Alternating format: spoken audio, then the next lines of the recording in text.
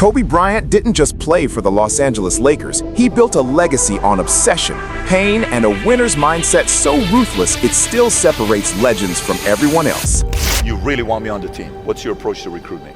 You want first place, come play with me. You want second place, go somewhere else. Like, I would watch Magic play. I'd watch Michael play. And I would see them do these unbelievable things, and I'd say, you know, can I get to that level? I don't know, but let's find out.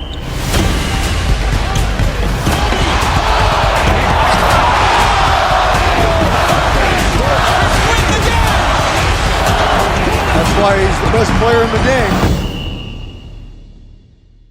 Everything was done to try to learn how to become a better basketball player. Everything. And so when you have that point of view, then literally the world becomes your library to help you to become better at your craft. So because you know what you want, the world's giving you exactly the information you need to become better at it. Because you know what you're looking for.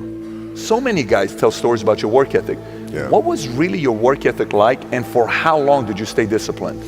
Well, I mean, every day. I mean, since 20 years. I mean, it was an everyday process and trying to figure out strengths and weaknesses. For example, jumping ability. Man, my vertical was a 40. It wasn't a 46 or a 45. My hands are big, but they're not massive. Right? So you got to figure out ways to strengthen them so your hands are strong enough to be able to palm a ball and do the things that you need to do.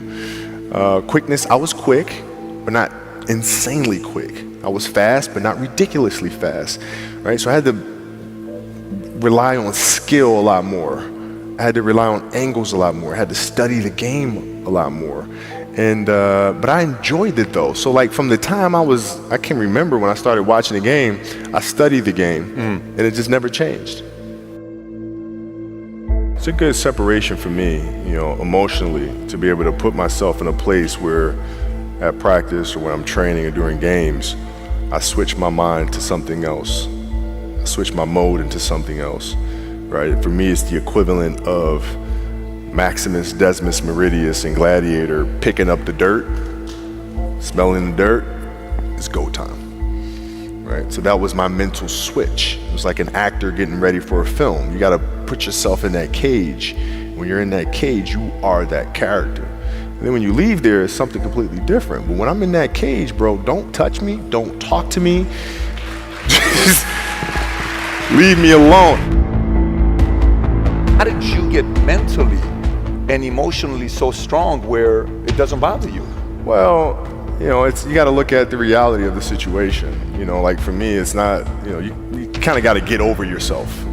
Like, it's not about you, man. Like, okay, you feel embarrassed. You're not that important. Like, get over yourself. That's where you go. Get over yourself, right? Like you're worried about how people may perceive you and like you're walking around and it's embarrassing because you shot 5 air balls.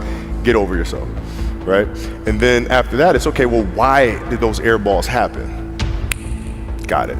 High school, year before, we played 35 games, max, right? Week in between, spaced out, plenty of time to rest. In the NBA, it's back to back to back to back to back to back to back. I didn't have the legs. So you look at the shot, every shot was online, but every shot was short. Right? I got to get stronger. I got to train differently. The weight training program that I'm doing, I got to tailor it for an 82-game season so that when the playoffs come around, my legs are stronger and that ball gets there. So I look at it with rationale and say, okay, well, the reason why I shot air balls is because my legs aren't there. I go, well, next year they'll be there. That was it. Done. Were there some names that you looked at and says, these 3 guys are as crazy as I am? At the time, I deal with what I've referred to as Goat Mountain. I went to Goat Mountain and I talked to Magic, Michael, Bird, Hakeem Olajuwon, Jerry West, Oscar Robinson, Bill Russell. So I would talk to them. What did you do? What were your experiences? Michael in particular, he's become my big brother. He's been my big brother since I first came in the league. And what was that process like? So I went to them and started understanding the ins and outs of the game and how they approach things and their level of detail and obsessiveness. And that's what I did.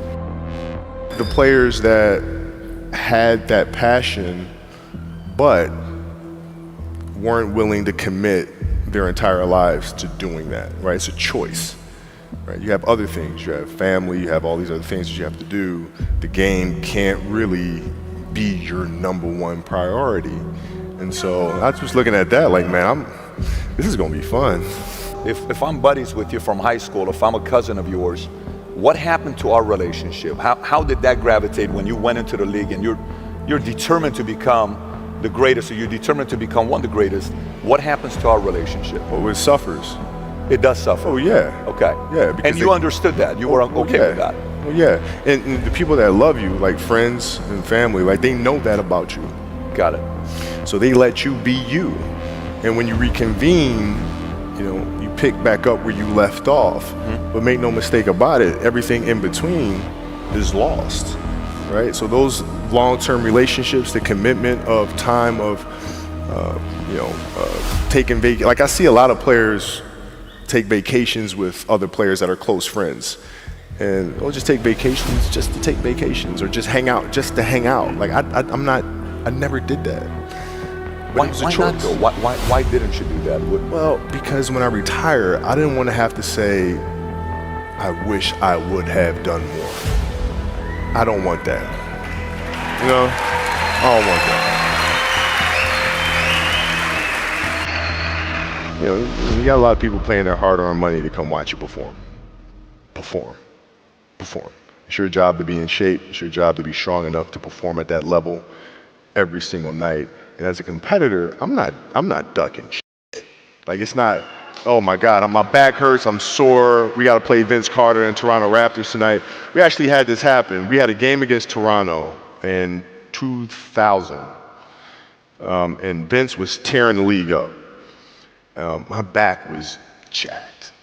But like the perception of that, like what? Kobe's missing the game against Toronto and Vince Carter because my back was really spasming. But people will be like, what? Oh, he's ducking Vince. Excuse me? No, I don't think so.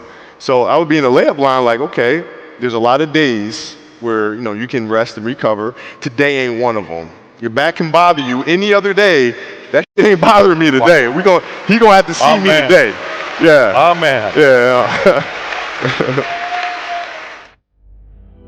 If you're looking at a big investments you got to make, what is the decision-making process there? Do you call? Is there first you do your own research? You take this much time. You call an advisor. Is there a system you follow? It's pretty simple for me. It's do you understand the business? Is it a business that you can help in some form or fashion? What are the barriers to entry to that business?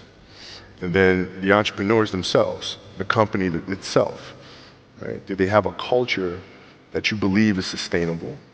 Are these leaders people that you believe in? Are they people that are obsessives? And in turn, have they created a culture of obsessiveness? So I tend to look at those 4 factors, and that's it. That's big right there, by the way. I don't know if you guys caught that right there. That's pretty massive right there. Same determination. What's your current work schedule look like today? It's different because I personally am not writing every word of the novels.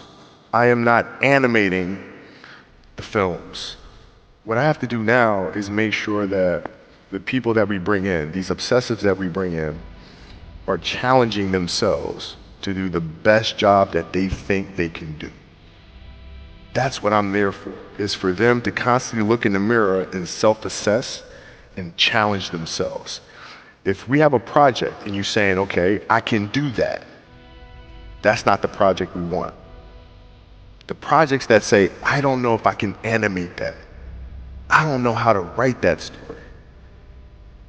I don't know how to do that. Those are the things we want, because through that curiosity, you'll reach a level that you didn't think was possible. And so running the studio, that's what I'm doing. You're playing against the Golden State Warriors. Score is 107-109. You guys are close to getting into the playoffs.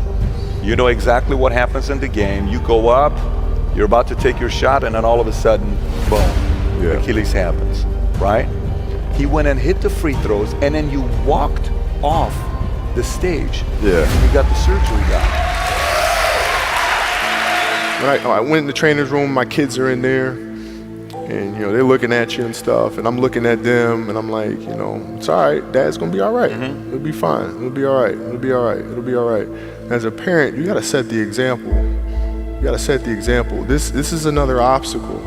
This obstacle cannot define me. It's not gonna cripple me. It's not gonna be responsible for me stepping away for the game that I love. I'm gonna step away on my own terms.